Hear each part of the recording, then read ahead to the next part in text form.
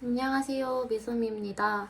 이제 종강을 해가지고 제가 예전부터 찍고 싶었던 컨텐츠, 미뤄뒀던 컨텐츠를 다시 한번 찍고자 해요.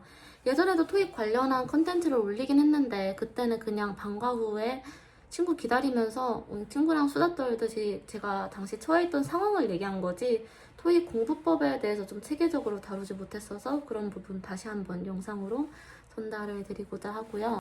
저는 이전 영상에도 말씀드렸다시피 일본 미대를 현역으로 진학을 했기 때문에 국어, 영어, 수학 같은 과목을 공부를 아예 안 했었어요. 그래서 영어에서 어떤 품사가 있는지, 어떤 형식이 있는지 이런 기본적인 문법 개념을 아예 몰랐었고요. 그랬던 제가 어떻게 토익 900 중후반까지 점수를 올릴 수 있었는지에 대해서 그 공부법을 다시 한번 좀 잘 다뤄보고자 합니다.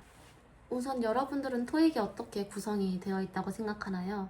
크게 리딩과 리스닝으로 나뉜다고 하는 분도 계실 텐데 저는 개인적으로 문법과 어휘 이 두 가지로 나뉜다고 생각해요. 거기에 독해력까지 있으면은 그건 수능 영어인데 사실 토익에서는 독해력까지는 요구를 안 해서 이 문법과 어휘 이 두 가지만 잘 잡아도 고득점까지 올리는데 문제는 없다 생각합니다. 다른 데서 토익은 스킬 싸움이다 아니면 테크닉 씨름이다 이렇게 말씀하시는 분도 계신데 그건 어느 정도 문법이랑 어휘가 기반이 잘 다져져 있어야지 효과를 볼 수 있는 거고요.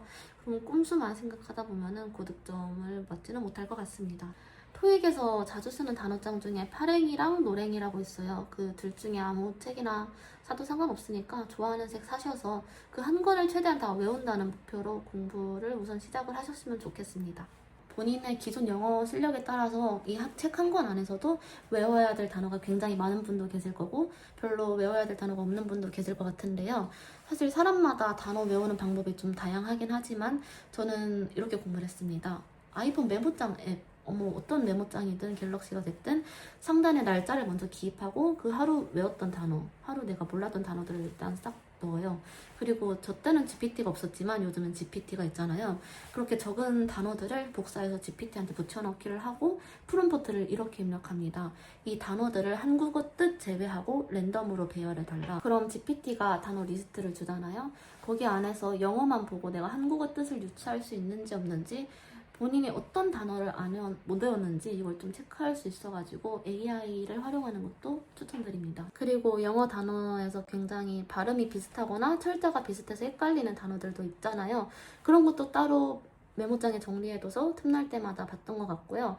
어느 정도 본인이 한 권을 다 외웠다 싶으면은 이제 다음 단어장으로 넘어가야 되는데 그 책이 박혜원 파워토익 복화라는 단어장입니다. 다른 단어장이랑 뭐가 다르냐면은 토익엔 그런 문제들이 나오잖아요. 특정 동사 뒤에 자주 나오는 전치사나 특정 동사 뒤에 자주 나오는 명사를 묻는 문제들, 이런 콜로케이션 문제들이 많잖아요. 그런 콜로케이션만 딱 정리해둔 단어장이기 때문에 어느 정도 고득점을 좀 따고 싶다, 특히 파트 5가 좀 약하다 하시는 분들에게는 정말 추천드리고 있는 단어장입니다.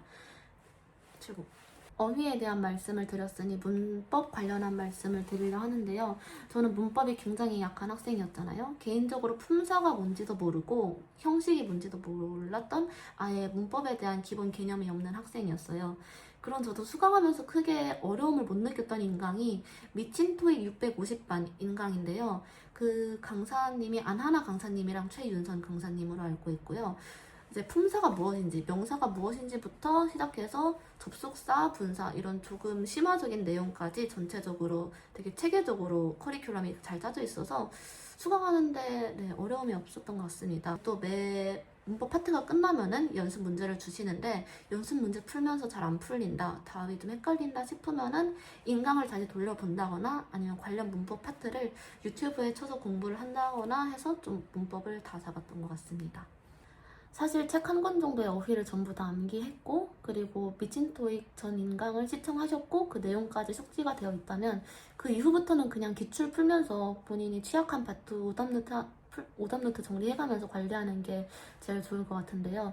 그래도 좀 고득점에 욕심이 난다 아니면 단기간에 내가 실력을 올리고 싶다 하면은 파워토익, 박희원 강사님의 파워토익까지 시청을 하시는 걸 또 권유를 드릴게요. 저는 파워토익까지는 시청을 안 했는데 대신에 강사님 유튜브 구독해서 자주 나오는 초빙출 어휘나 문법 같은 거 계속 돌려보면서 암기했던 것 같습니다. 그리고 공부할 때 오감을 적극적으로 활용해야 한다고 하잖아요. 그래서 리스닝 공부할 때 채택했던 방법이 많이 들어보셨겠지만 쉐도잉이라는 방식입니다. 쉐도잉을 하면은 인풋과 아웃풋이 한 세트로 움직이기 때문에요. 저희가 실전 회화에서도 써먹을 수 있을 정도의 훈련이 되고요.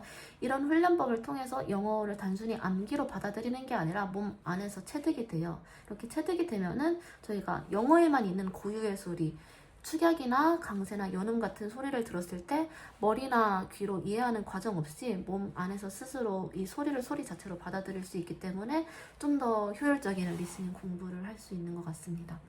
이처럼 수동적 리스닝을 능동적인 리스닝으로 공부 방법을 바꾸는 것도 굉장히 좋을 것 같고요. 아니면 저희가 여가 시간을 보낼 때 보통 쇼츠나 릴스 같이 숏폼 굉장히 잘 활용하잖아요. 이런 것도 영어 콘텐츠로 알고리즘을 맞춰서 영어 리스닝을 여가 시간에도 공부를 한다든지 아니면 넷플릭스 콘텐츠, 한국 콘텐츠라도 음성 영어로 바꿀 수 있잖아요. 그렇게 영어 공부를 한다든지 혹은 영어 콘텐츠를 자막을 영어로 변경해서 보거나 아예 끄고 보는 방식도 영어 콘텐츠를 소비함으로써 일상에서도 영어 리스닝 실력을 증진시킬 수 있는 다양한 방안이 있을 것 같습니다. 또 정말 작은 팁을 드리자면은 제가 토익 공부를 할 때 알라딘 중고 서점을 굉장히 애용했어요. 이게 좀 중고책이라서 품질이 걱정이 되실 수도 있는데 한번 알라딘에서 검수를 하기 때문에 거의 새 것과 같은 책을 좀 정가보다 저렴한 가격에 구매를 할 수 있고요. 또 두 번째 팁이 토익 샤프예요. 토익 샤프가 촉이 굉장히 굵은 샤프인데 굉장히 마킹할 때도 편하고 독해 풀 때도 편해서 시간이 좀 많이 단축될 수 있을 것 같습니다. 이상 토익에 관한 제가 드릴 수 있는 공부법이나 팁들은 다 드렸는데요. 토익이 문항수도 많고 쉽지 않은 시험이지만 그래도 저같이 영어에 대한 아예 기초도 없던 학생도 충분히 잘 풀 수 있던 시험이니까 여러분들도 열심히 공부하셔서 좋은 성적 얻으셨으면 좋겠습니다. 감사합니다.